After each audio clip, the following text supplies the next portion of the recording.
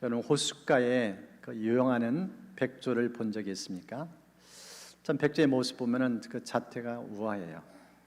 너무 우리의 눈을 즐겁게 만드는 그런 새입니다. 근데 저 백조와 관련된 말이 있습니다. 스완송이라는 영어식 표현인데, 저 백조는요 죽기 전에 아름다운 소리를 내고 죽는데요. 그래서 나온 표현이 스완송. 이제 한 분이 인생의 노년에 어려움을 겪었어요. 88세에 갑자기 뇌출혈로 쓰러졌습니다. 근데 이분은 50년 이상을 인도에서 선교한 정말 하나님께 인생을 바쳤던 분이에요. 근데 어느 날 한 집회 현장에서 말씀을 전하다가 그 현장에서 쓰러진 거예요. 그래서 병원에 실려갔는데 뇌출혈, 사지를 쓸 수 없어요. 사지 마비가 돼서 그런 상태에서 세상 떠날 수 없는 운명. 병원의 의료진은 당신은 이제 걸을 수 없습니다. 그런 청천벽력 같은 진단을 내립니다. 그런 상황에서 그가 이 글을 남겼는데 이런 글입니다. 1971년 12월 7일 뇌출혈로 쓰러지고 다음 날이 되었다. 12월 8일 그날은 내게 정말 낯설고 받아들이기 힘든 날이었다. 재난처럼 보이는 상황에 돌연 직면하여 인생의 갈림길에 놓였기 때문이다. 단순한 갈림길 그 이상이었다. 갈림길은 이중의 의미가 있었다. 하지만 그 상황은 내게 새로운 가능성을 약속해 주었다. 뇌출혈로 쓰러졌는데 글에 어떤 표현가? 새로운 가능성을 향해서 길을 열어놨다. 이런 표현이에요. 이분이 왜 뇌출혈로 쓰러졌는지, 또 이 상황에서 하나님께 무엇을 말씀한지 그것을 되뇌는 거예요. 그런 가운데서 하나님의 마음에 감동이 있었답니다. 지금 이 쓰러진 인생의 노년의 뇌출혈, 이것은 우연은 아니다. 하나님께서 이 열등에서 너에게 던지는 메시지였다. 너는 그동안 복음을 위해서 인생을 바친 사람이다. 평생을 복음을 외쳤고 수많은 사람들의 예수 믿으면 인생이 얼마나 능력 있는지, 사망을 생명 옮기는 사건, 생명 넘치는 삶, 그런 삶을 네 평생의 입으로 증거했다. 이제는 너의 삶으로 그 복음을 증거하라. 복음이 말로만 아니라 삶을 통해서 어떻게 나타나는지 네가 이 복음을 증명할 수 있는 절호의 찬스다. 그런 감동을 주더라는 거예요. 스스로 거동할 수가 없어요. 누가 도와주지 않으면 살 수 없는 사지 마비인 상태입니다. 이게 뇌출혈로 88세에 이분에게 주신 하나님의 마음의 도전이에요. 복음이 얼마나 능력이 있는지 그 능력을 보여주라. 삶으로. 인간적으로 의학적으로 안 되는 상황이에요. 그런 가운데 이분이 기도를 요청합니다. 저 이대로 세상 떠나지 않도록. 저는 평생을 복음 위쳤는 사람입니다. 다시 일어나서 복음 증거할 수 있는 삶을 줄 수 있도록 기도해 주세요. 이게 88년 뇌출혈로 88세에 뇌출혈로 쓰러진 분의 기도 제목이에요. 그리고 의료진에게 요청합니다. 매일 회진할 때, 저를 만났을 때 그저 립 서비스로 건강하시길 바랍니다. 힘내세요. 이런 말 하지 마시고 저한테 똑같은 말 반복해서 해주세요. 예수 이름으로 일어나 걸으십시오. 예수 그리스도의 이름으로 일어나 걸으십시오. 이 말만 반복해서 해주십시오. 그런 요청을 드렸어요. 처음에는 전혀 몸에 변화가 없었습니다. 그런데 5개월째 되는 어느 날 예수 그리스도에 일어나 걸으십시오 이 말을 하는데 몸이 전율을 느껴요. 갑자기 힘이 나요. 그리고 누가 일으켜주지 않는데 스스로 일어나 걸어요. 예수의 이름이 얼마나 능력이 있는지. 사지가 마비되고 의료진은 이제는 걸을 수 없습니다. 의학적으로 진단까지 했어요. 그런데 예수 그 이름에 능력이 있었어요. 그 복음은 권세가 있었어요. 일부 전한 복음이 삶을 통하여 사람들에게 보여준 거예요. 그리고 그가 다시 일어나서 인도 땅으로 갔어요. 그리고 복음을 전하다가 하나님 불러서 마지막 인생을 불태우고 세상 떠났어요. 스텔리 존스 선교사라고, 이분은 노벨상 후보로 2번이나 명단에 오른 분이에요. 그리고 세계에서 가장 선한 영향을 끼친 선교사 중 한 분으로 타인지에서 선정될 정도로 그런 분이에요. 그런데 그런 분조차 인생의 노년에 뇌출혈로 쓰러져서 죽을 수밖에 없는 운명인데 하나님께서 삶으로 복음을 증거하라. 그 말씀 듣고 그 말씀 앞에 믿음 반응하면서 하나님이 얼마나 복음이 강력한지 그 삶을 통해서 드러내 준 겁니다. 그래서 그가 논의에 쓴 책이 있어요. 하나님의 예스. 하나님의 예스. 하나님은 얼마든지 그런 데서 예스다. 성경의 모든 약속은 지금도 유효하다. 그래서 그 약속 붙잡고 기도할 때, 그 약속 붙잡고 믿음 반할 때 어떤 역사가 있는지 이 고난 한복판에서 그의 삶을 통해서 증거했던 그 책이 바로 하나님의 예수라는 책입니다. 오늘 읽은 이 성경 말씀, 이 말씀을 보면은 고난에 대한 메시지입니다. 인생 고난은 피할 수가 없어요. 근데 이 고난 속에서 하나님께서 다루십니다. 고난을 어떻게 극복하는지 오늘 이 본문을 같이 살펴보면서 하나님께서 고난을 다루시는 손길 3가지를 같이 나누려고 합니다. 어떻게 하나님께서 고난을 극복할 수 있도록 도우시는가? 그 첫 번째가요, 생각입니다. 생각을 훈련시킬 것을 말씀합니다. 여러분, 이 본문의 18절을 보십시오. 생각하건대 현재의 고난은 장차 우리에게 나타날 영광과 비교할 수 없도다.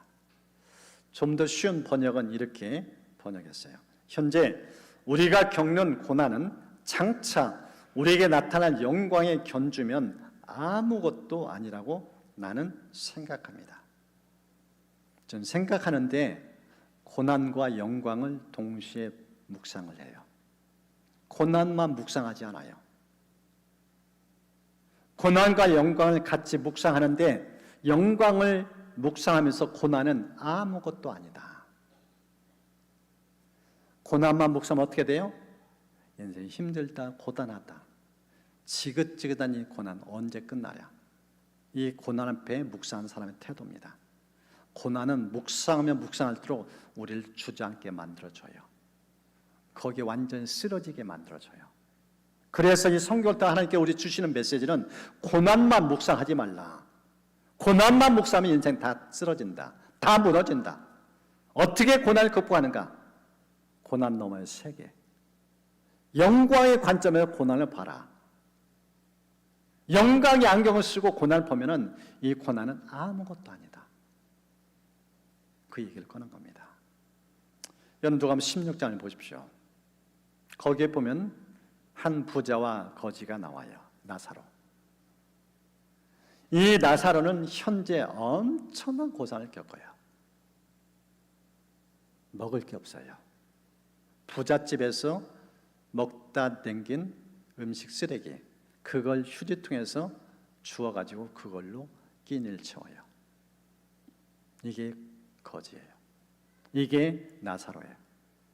심지어 개들이 와서 핥아요. 이런 고난이 없어요. 그런데 죽었어요. 부자도 죽고 이 나사도 죽었어요. 어떻게 달라졌어요? 이 나사로는 천국의 하나님 품에 안겨요. 이 부자 죽었어요. 어디로 갔어요? 지옥에 갔어요. 이 부자가 나사로를 부러워해요. 그리고 나사로에게 도움을 요청해요. 그 손끝으로 물 좀 적셔서 내 혀끝 좀 적셔달라고 애원해요. 부자는 현재 너머의 미래를 보는 눈이 없었어요. 그런데 이 나사로는 그 고난 너머의 미래가 있었어요. 그 눈이 있었어요. 지금 이 성경이 그걸 말씀하는 겁니다. 현재의 고난, 장차 나타난 영광과 비교가 안 된다. 너무나 영광스럽다. 너무나 찬란하다. 거기에 생각을 고정시킬 것을 우리에게 말씀을 하고 있습니다. 이 본문을 보면은 왜 우리가 생각 훈련에 대한 두 가지를 강조합니다. 그 첫 번째가요, 피조물입니다. 피조물이 그날을 고대하고 있어요. 저 말씀 보십시오. 그 바라는 것은 피조물도 썩어짐의 종로라는 데서 해방되어 하나님의 자녀들의 영광의 자유에 이르는 것이다. 여러분, 아담의 타락 이후 피조세계가 다 멍들었어요. 고통을 겪고 있어요. 그래서 22절은 이렇게 기록합니다. 피조물이 다 이제까지 함께 탄식하며 함께 고통을 겪고 있다. 지금 우리 이 여름, 해가 갈수록 여름이 너무 힘들어요. 온도가 계속 올라가요. 이 온도 급상승에서 우리만 고통 겪는 게 아니라 이 피조세계도 신음을 하고 있어요. 왜 그런가? 인간의 죄악 때문에. 그래서 이 피조물들이, 이 피조세계가 고대하는 게 뭔가? 그리스도의 구속의 날, 그걸 기억하고 있어요. 주님의 재림을 고대한다는 거예요. 예수님이 다시 오면 어떻게 된가? 이사야서 11장에 이렇게 기록해놨습니다. 그때 이리가 어린 양과 함께 살며 표범이 어린 염소와 함께 누우며 송아지와 어린 사자와 살찐 짐승이 함께 있어 어린 아이에게 끌리며 염소와 곰이 함께 먹으며 그것들의 새끼가 함께 엎드리며 사자가 소처럼 풀을 먹을 것이며 젖먹는 아이가 독사의 구멍에서 장난하며 젖된 어린아이가 독사의 굴에 손을 넣을 것이라. 내 거룩한 산 모든 곳에서 해됨도 없고 상함도 없을 것이니 이는 물이 바다를 덮음같이 여호와를 아는 지식이 세상에 충만할 것임이니라. 보십시오. 공존해요. 약육강신이 없어요. 함께 살아요. 심지어 젖된 아이가 독사가를 쏘는데 물리지가 않아요. 해됨도 상음도 없다. 피조세에 탄식하는데 그리스도가 이 땅에 다시 오면은 저런 세상이 펼쳐지는 거예요.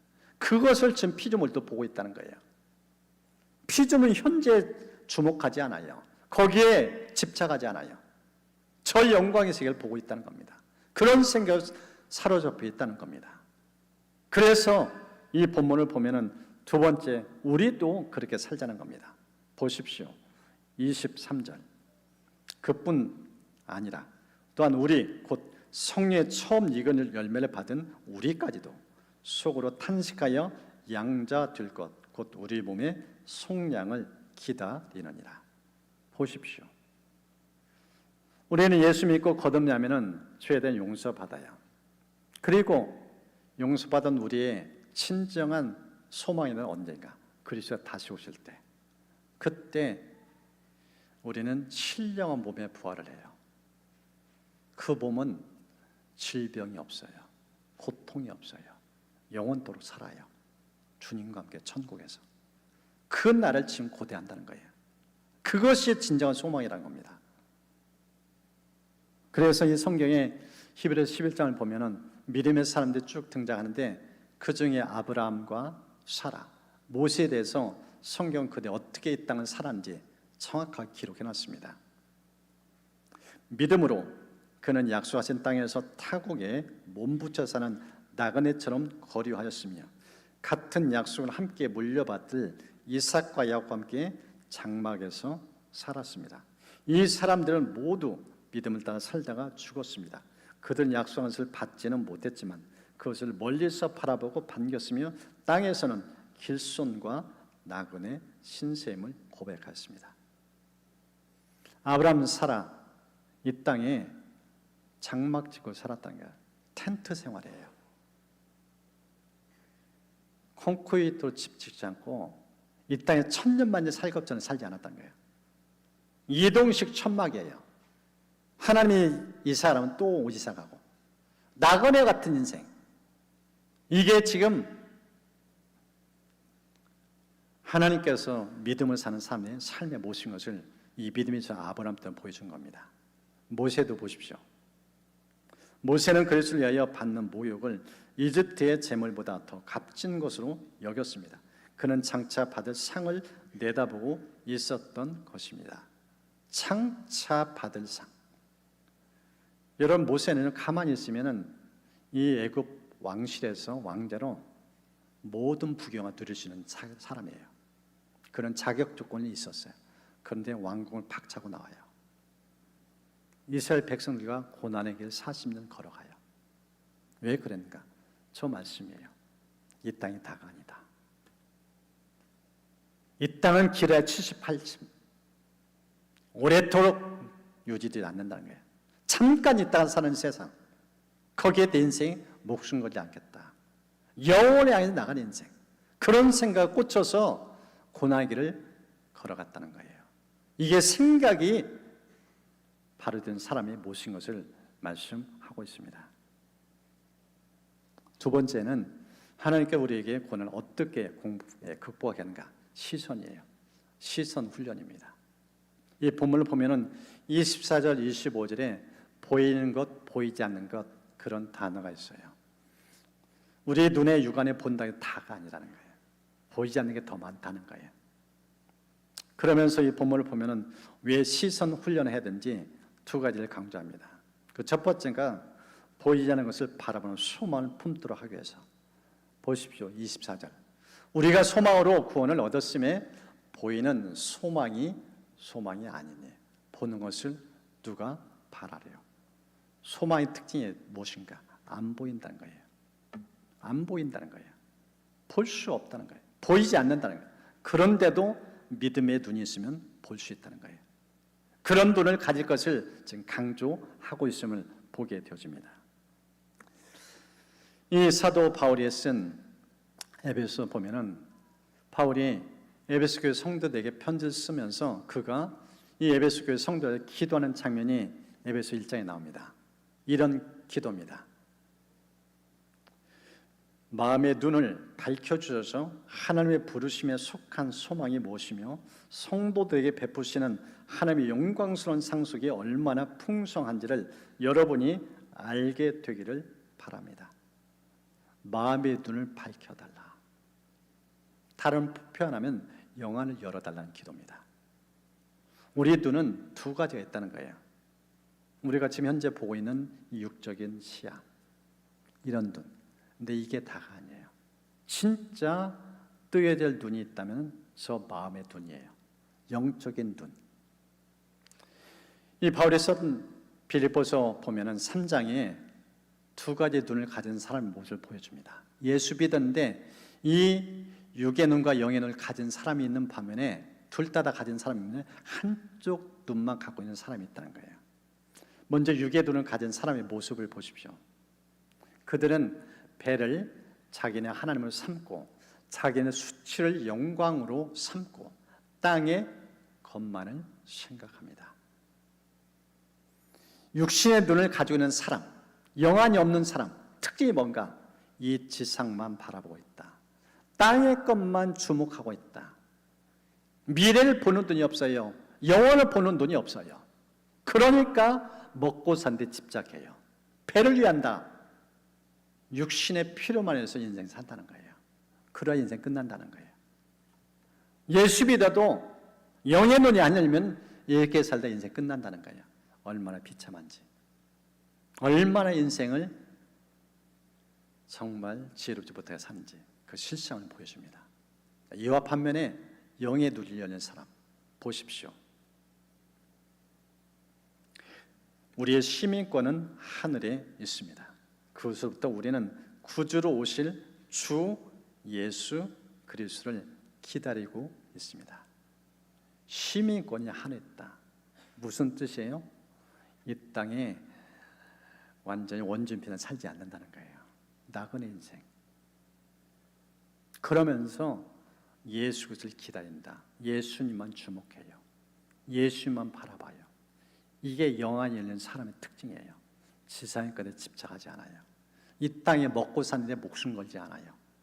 예수 그분 바라보면서 천국 시민권 가진 사람답게 그렇게 하늘 소망을 갖고 사는 모습을 지금 성경은 우리에게 비춰주고 있어요. 이런 시각 훈련이 필요한 것을 지금 성경은 우리에게 말씀을 하고 있습니다. 두 번째, 왜 우리가 시선 훈련해야 되는가? 25절에 나와 있습니다. 인내심을 갖고 다시 오실 주님을 맞이하도록 위해서. 보십시오. 만일 우리가 보지 못한 것을 바라면 참음으로 기다릴지나. 다시 오실 주님을 기다리는데 시간이 필요하다는 거예요. 그래서 필요한 것이 인내심. 성경 보면 예수님께서 그날 그 시는 나도 모른다. 예수님 그분도 모른다고 표현하고 있어요. 오직 아버지 그분만 하신다. 그래서 깨어있을 것에 말씀합니다. 마태복음 25장을 보면은 예수님 직접 말씀하셨어요. 말세를 기다리는 사람의 모습, 열처녀의 비유로 말씀합니다. 열처녀인데 둘로 딱 구분되어져요. 한 부류는 지혜로운 다섯 처녀, 또 한 부류는 미련한 다섯 처녀. 근데 이 지혜와 미련함의 차이가 무엇인가? 기름이에요. 성경 이렇게 기록을 해놨습니다. 미련한 자들은 등을 가지되 기름을 가지지 아니하고, 슬기 있는 자들은 그릇에 기름을 담아 등과 함께 가져갔다. 보십시오. 슬기로운 사람과 미련한 사람 차이점은 뭐지 있다고요? 기름이에요. 기름을 가지고 있는가 없는가, 그걸로 지혜로운 사람과 미련한 사람을 구분할 수 있대요. 그런데 이 기름이 무엇인가? 예수님이 정확하게 설명해 놨습니다. 보십시오. 대답하여 이르되 진실로 너에게 이르노니 내가 너희를 알지 못하노라. 그런즉 깨어 있으라. 너희는 그 날과 그 때를 알지 못하느니라. 기름을 뭘로 예수님이 말씀하는가? 깨어 있는 것을 말씀하세요. 다른 말 피하면 예수님과의 교제예요. 예수님과 교제하면은 기름이 흘러 넘쳐요. 삶이 메마르지 않아요. 공허하지 않아요. 생명력 넘쳐요. 흘러 넘치는 기쁨, 감격에서 살아요. 그런데 교제가 없으면 삶이 공허해요. 메말라요. 마치 사막화되는 인생. 영혼이 황폐해져요. 딱딱해지고 굳어져요. 윤택한 삶이 없어요. 예수님과 친밀한 교제 사귐을 해보십시오. 삶이 윤기가 넘쳐요. 기름기가 흘러 넘쳐요.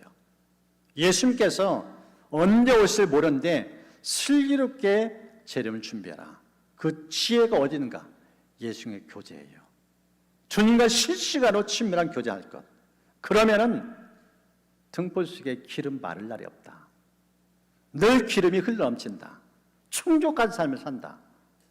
그 메시지를 들려준 겁니다.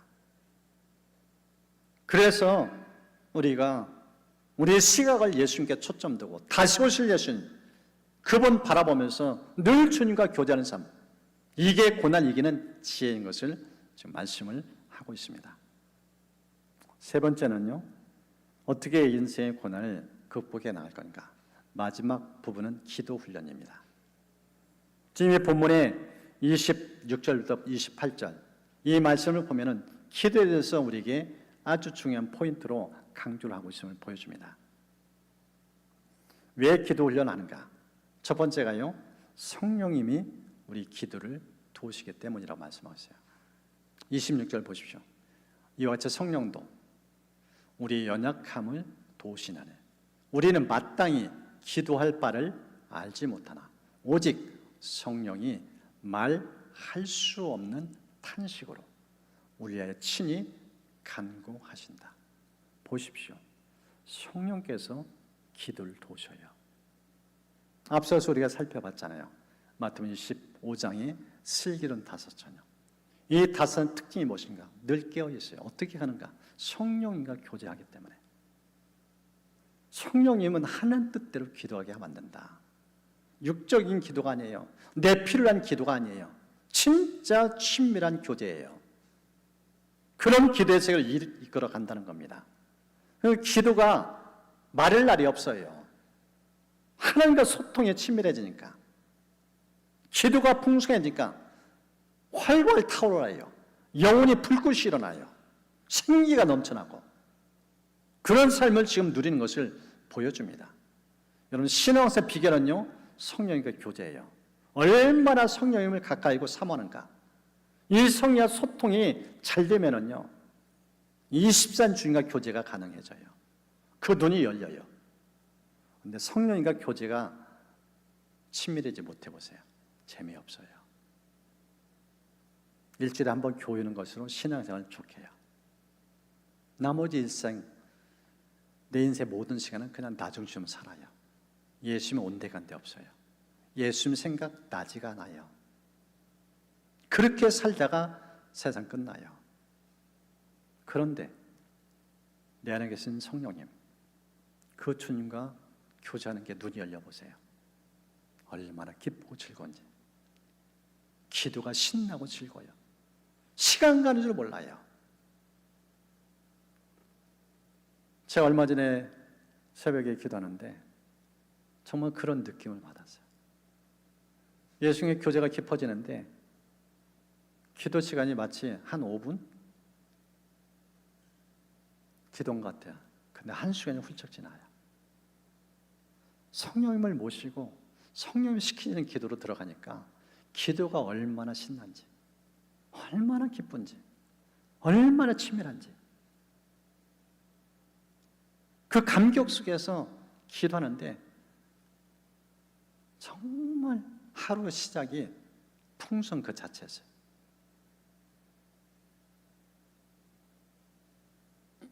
오늘 본문의 28절을 보면은 성령님이 또 미래를 도우신다고 말씀하고 있습니다. 기도 훈련에서 강조하는데 왜 기도를 강조하는가? 미래를 도우신다고 말씀하고 있어요. 여러분 본문의 28절 보십시오. 우리 28절 너무나 잘 아는 말씀인데 함께 손에서 읽겠습니다. 우리가 알거니와 하나님을 사랑하는 자, 곧 그의 뜻대로 부르심을 입은 자들에게는 모든 것이 합력하여 선을 이루느니라.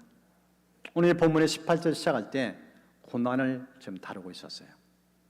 그리고 계속 고난 얘기를 꺼냈어요. 근데 지금 마지막은 뭐라고 표현하고 있는가? 선. 고난의 끝이 무엇인가? 선이에요. 하나님 좋으신 분. 고난을 겪을 때는 하나님이 싫어요. 왜 이런 어려움 주냐고 하는 게 불평 원망돼요. 그런데 고난 끝쯤에 가보니까 뭐가 보여요? 하나님 진짜 선하시구나.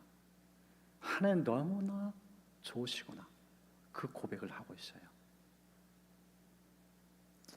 성경을 보면은 이 지금 로마서를 썼던 사도 바울, 그의 삶의 흔적들이 곳곳에 담겨져 있습니다. 열세권에 그가 쓴 서신을 보면은, 그 중에 이 고린도서 보면은 사도 바울이 자기 아픔을 얘기해요. 내 몸에 가시가 있었다. 얼마나 그 가시가 힘들겠는지 너무 고통스러워 하나님께 기도를 해요. 그거 빼어내달라고, 그거 없애달라고. 근데 하나님이 그걸 안 빼내요. 그냥 두셔요. 그러면서 그의 기도를 바꿔요. 그의 생각을 바꿔요. 그의 시각을 새롭게 눈을 열어줘요. 그는 가시가 고통거리를 알았어요. 그런데 하나님께서 그의 가시는 목적을 설명해요. 이 가시는 은혜다. 이 가시는 선물이다. 너 이거 빼는 순간 너 넘어진다. 가시가 보트목이었던 거예요. 가시가 그러하여 넘어지지 않도록 지탱해주는 보트목이 되었다는 거예요.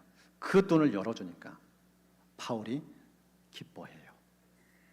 가시에 대해 감사해요. 가시가 내 인생을 힘들게 만드는 고통거리가 아니라 이 가시 때문에 하나님을 찾는구나, 하나님을 의지하는구나. 그가 3번 기도했다는데 하나님은 그걸 안 빼냈어요. 그러므로 그는 평생 기도했어요. 고통이 올 때마다 그 고통 붙잡고 기도하는 거예요. 그걸 하나님께서 또 의미 부여까지 해줘요. 네가 약하기 때문에 나를 의지하는 거다. 너에게 강함만 있으면 너 나 찾아. 강함만 있으면 너는 나 안 찾아. 네가 약하기 때문에 나 의지하는 거야. 이 의지가 하나님 축복이야. 하나님 이 약함 때 너에게 은혜를 부어주셔요. 이걸 놓치면 안 된다. 그때 눈이 열려요. 그리고 그가 그의 삶의 이변 속에서 박해, 여러 가지 고난거리, 그걸 보는 눈이 열려요. 그리고 그 모든 것들을 기뻐해요. 오늘 성경 고난에 대해서 세 가지를 우리에게 말씀합니다. 고난을 어떻게 극복하는가? 첫 번째 생각이에요. 현재 고난거리만 묵상하지 말라. 이 고난 너머의 영광의 세계를 보면서 영광의 관점을 가지고 이 고난을 묵상하라. 두 번째, 시선. 보이는 것이 다가 아니다. 보이는 세계가 있다. 무엇보다 보이는 세계를 다시는 예수를 주목하라. 그 주님과 친밀한 교제와 동행을 하라. 그걸 가능케 하는 게 뭔가? 기도다. 기도를 깨어있으며 해야 된대. 그 하나님 뜻을 따라 기도할 수 있도록 만드시는 분이 누군가? 성령이시다. 성령님과 친밀한 교제. 이런 삶을 살 때 마지막 그 끝을 가보면은 진짜 하나님은 좋으시구나, 하나님 선하시구나, 이런 고백을 할 수 있다고 그의 삶을 통해 우리에게 말씀을 하고 있습니다. 이제 말씀을 마무리하면서 한 분의 글을 참 보면서 깊은 감동을 받았어요. 이분은요, 치매예요. 치매 5년 차에 쓴 글입니다. 그가 이런 고백을 합니다. 치매가 시작된 지 5년이 지나고 있습니다. 감사하게도 더디게 진행되어 일상생활을 하는데 큰 지장은 없으나 숫자와 사람의 이름을 자꾸 잊어버려 민망할 때가 있습니다. 특히 능숙하게 해냈던 컴퓨터 작업도 이제는 할 수 없게 되어 자신감이 많이 떨어지기도 합니다. 하루에도 몇 번씩 일기를 쓸 때가 있습니다. 일기 쓴 것을 잊어버리기 때문입니다.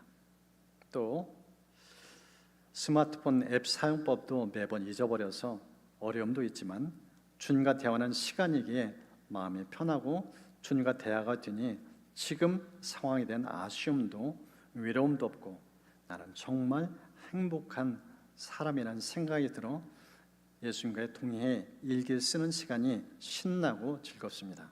그래서 제 보잘것없는 일기는 항상 주님 감사합니다, 사랑합니다, 이런 글로 마칩니다.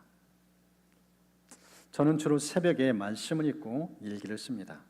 말씀이 이해가 안 돼 어려울 때도 있고 기도도 잘 못해 주기도문을 읽는 것으로 대신할 때가 많지만 이렇게 아침을 말씀과 일기로 시작하면 기습을 치러 가는 발걸음도 날아갈 듯 가볍고 하루가 기쁩니다. 일주일에 2번 딸 아이 집에 가서 자폐성 장애를 가진 손자를 돌봅니다. 처음 손자가 태어났을 때 이런 어려움을 겪는 것이 독신으로 살겠다는 딸을 괜히 결혼하라고 독촉한 내 탓인 것 같아 자책했습니다.